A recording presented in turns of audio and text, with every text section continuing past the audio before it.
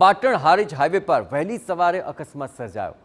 ટ્રેલરે કારને અડફેટે લીધી અને આ અકસ્માત સર્જાયો હોવાની વિગતો મળી રહી છે।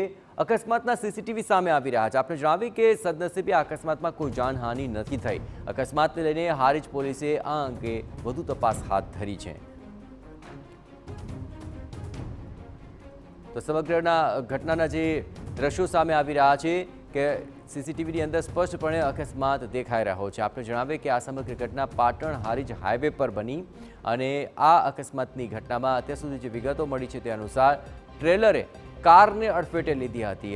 આપ જોઈ રહ્યા છો ટ્રેલર આવ્યું અને તેની સાથે કારને અડફેટે લેતાની સાથે જ આ અકસ્માત સર્જાઈ ગયો। જોકે આટલી મોટી આ અકસ્માતની ઘટનામાં કારનો આબાદ બચાવ થઈ શક્યો છે, પરંતુ આ ટ્રેલર ત્યાંથી પસાર થઈ રહ્યો હતો અને એ જ વખતે ટ્રેલર ઉપર રહેલું આખું કન્ટેનર નીચે ફસડાઈ પડ્યું હતું। જોકે તેની આગળ જઈ રહેલી આ કાર તેને પણ નુકસાન ચોક્કસપણે પહોંચ્યું છે, પરંતુ તેમાં જાનહાનિ ટળી છે। પાટણ હારીજ હાઈવે પરની આ સમગ્ર ઘટના સીસીટીવીમાં પણ કેદ થઈ હતી અને આ કન્ટેનર આખું નીચે પડ્યું હતું। વધુ વિગતે વાત કરવા જોડાઈ રહ્યા છે ટીવી 9 સંવાદદાતા સુનિલ પટેલ। સુનિલ, શું છે આ સમગ્ર ઘટનાની હકીકત? જય, ચોક્કસ કહી શકાય તો ક્યાંક ના ક્યાંક સમગ્ર જે એક્સિડન્ટની ઘટના છે સીસીટીવીમાં કેદ થઈ છે। જો વાત કરવામાં આવે સીસીટીવીની અકસ્માતની તો આ હારીજ નજીકથી ચાણસ્મા તરફ જઈ રહેલા હાઈવે પર આ ઘટના ઘટી છે।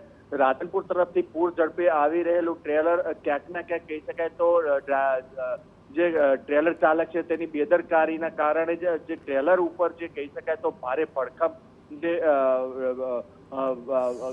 વસ્તુ હતી તે જે નજીકમાં જે કાર પડી હતી તેને સાથે લઈ અને 100 મીટર જેટલું ઘસડાતા જે ટ્રેલર ઉપર જે હતું માલવાહન તેના ઉપર પડતા ઘટના બની હતી। જોકે કાર ચાલકને ક્યાંક ના ક્યાંક ઈજાઓ થતા તેને સારવાર અર્થે ખસેડવામાં આવ્યો છે।